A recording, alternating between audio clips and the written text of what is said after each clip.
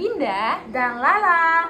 Di sini kita bakal bahas hal-hal menarik seputar bahasa Indonesia, tapi dengan cara yang santai biar nggak bikin ngantuk.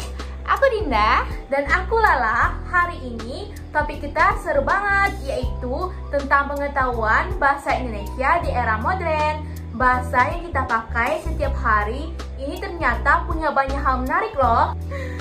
Kalau dipikir-pikir ya, kita ini kan pakai bahasa Indonesia ini tiap hari lah. Iya, Din. Tapi masih banyak banget yang belum benar-benar paham gimana cara berbahasa yang baik dan benar. Iya banget, Din. Padahal bahasa Indonesia itu penting banget. Bukan cuma buat komunikasi, tapi juga buat menunjukkan identitas kita sebagai bangsa Indonesia, Din. Betul lah. Bahasa Indonesia kan punya peran yang besar nih sebagai alat pemersatu bangsa. Bayangin aja, Indonesia itu punya 700 lebih bahasa daerah loh. Kalau kita nggak ada bahasa nasional, bisa-bisa kita susah banget loh berkomunikasi antar daerah. Iya, Din, sejarahnya aja keren banget. Bahasa Indonesia secara resmi ditetapkan sebagai bahasa persatuan lewat Sumpah Pemuda pada tanggal 28 Oktober 1928, Din. Dari situ bahasa ini jadi simbol persatuan seluruh rakyat Indonesia, Din. Oh gitulah. Iya, Din. Sekarang tantangan baru muncul karena kita hidup di era digital. Banyak banget pengaruh bahasa asing yang masuk lewat media sosial, film, dan internet. Yap, misalnya sekarang orang lebih sering ngomong kayak gini, aku lagi healing, atau kayak vibe-nya bagus banget. Padahal kalau mau pakai bahasa Indonesia bisa aja dibilang aku lagi menenangkan diri atau suasananya menyenangkan, Din. Iya lagi, jujur aku juga kadang gitu sih. Soalnya kata-kata itu kan udah terbiasa banget ya kita pakai di sehari-hari. Tapi yang penting itu kita tahu kapan harus pakai bahasa santai dan kapan harus pakai bahasa baku. Benar, misalnya kalau lagi nulis laporan kuliah atau surat resmi, ya harus pakai bahasa baku. Jangan sampai nulis laporan kayak gue ngelakuin penelitian ini biar vibe-nya dapet, bisa disemprot dosen tuh, Din. Bener lagi. Aduh, tapi aku seneng sih sekarang karena bahasa Indonesia itu kan fleksibel nih.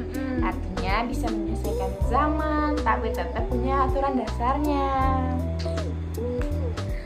Ngomong-ngomong, Din, kamu tahu nggak?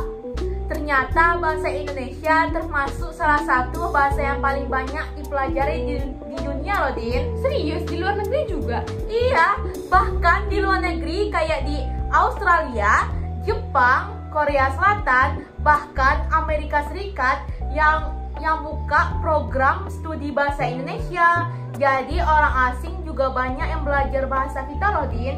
Wah, keren banget dong. Berarti bahasa Indonesia nggak kalah bergengsi dong dibanding bahasa lain. Pastinya, Din. Selain itu, bahasa Indonesia juga punya sistem ejaan resmi, yaitu Ejaan Bahasa Indonesia atau disingkat EBI atau EBI. Dulu kita kenal EYD, ejaan yang disempurnakan, Din. Oh iya, aku ingat sih itu. Jadi EBI itu kan kayak pedoman resmi supaya kita tahu penulisan yang benar. Misalnya, kapan huruf kapital dipakai, cara penulisan kata depan, seperti di atau ke, terus tanda baca dan sebagainya.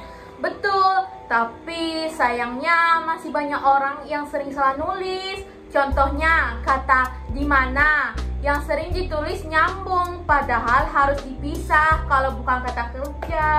Oh iya lagi, atau nulis ke kantor, malah jadi ke kantor gitu kan. Padahal kecil sih salahnya lah, tapi kalau terus dibiarin kan bisa bikin makna kata berubah. Betul, Din.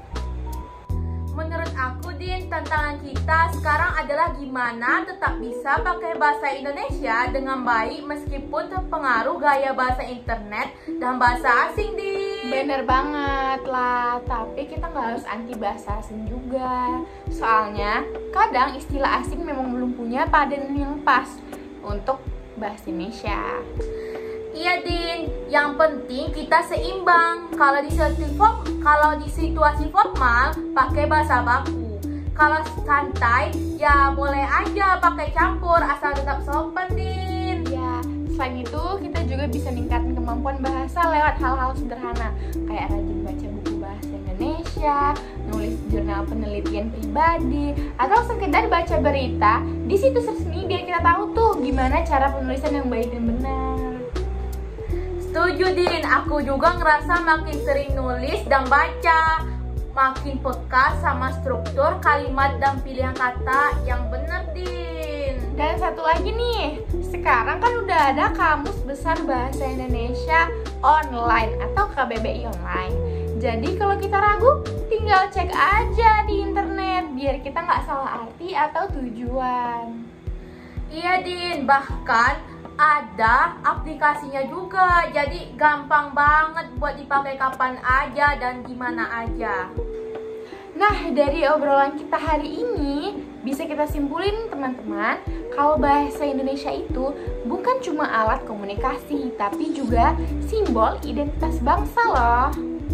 Dan meskipun zaman terus berubah Din, kita tetap harus bangga dan menjaga bahasa Indonesia supaya nggak hilang keasliannya Din. Yaps, bisa kita mulai dari hal-hal kecil nih lah, seperti nulis ejaan yang benar, nggak malu pakai bahasa Indonesia yang baik, dan juga menghargai karya sastra dari penulis lokal.